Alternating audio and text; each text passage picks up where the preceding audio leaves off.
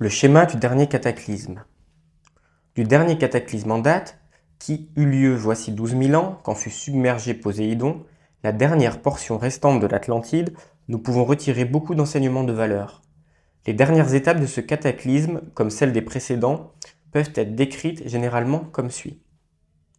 1.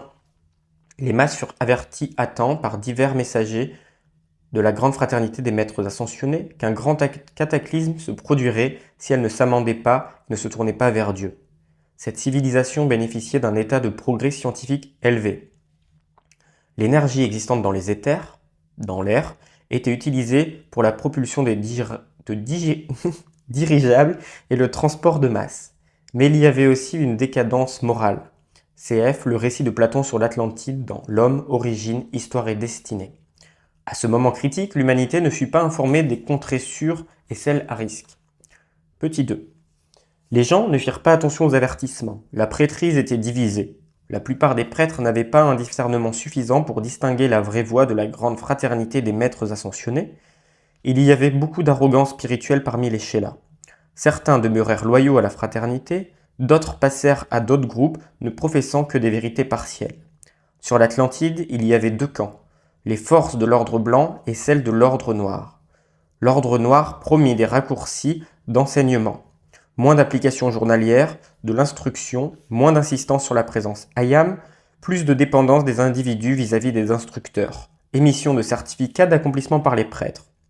Une fois que les étudiants avaient rejoint l'ordre noir, ils passaient sous la domination de la peur. 3. Une date finale irréversible pour le cataclysme fut établie par les autorités qui appliquent la loi cosmique pour la planète. Cette décision comprenait les régions qui seraient affectées par le cataclysme et celles qui ne le seraient pas. La date de cet événement fut fixée exactement 5 ans à l'avance. Les quelques individus ayant la capacité de discerner le vrai message de la grande fraternité des maîtres ascensionnés furent informés de la date du cataclysme.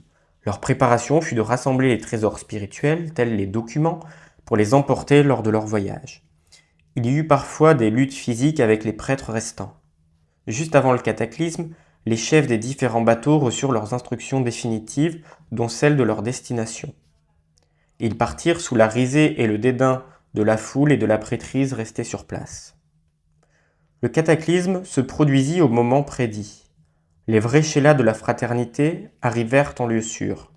Toute la population restante, 60 millions d'habitants, perdit la vie. L'arrogance spirituelle des prêtres et de certains chélats fut une cause majeure de la catastrophe. Ce même schéma s'est reproduit maintes et maintes fois lors de différents cataclysmes en Lémurie et en Atlantide. Cependant, souvenons-nous que, même dans les cataclysmes majeurs, la grande fraternité des maîtres ascensionnés prend soin de ses propres chélats dévoués. Aujourd'hui, nous affrontons une situation similaire. Le verdict final, quant aux régions sûres et les autres, n'a pas encore été rendu, mais il peut l'être bientôt. Qu'un seul mot adressé aux âges soit suffisant. Être averti, c'est être prémuni.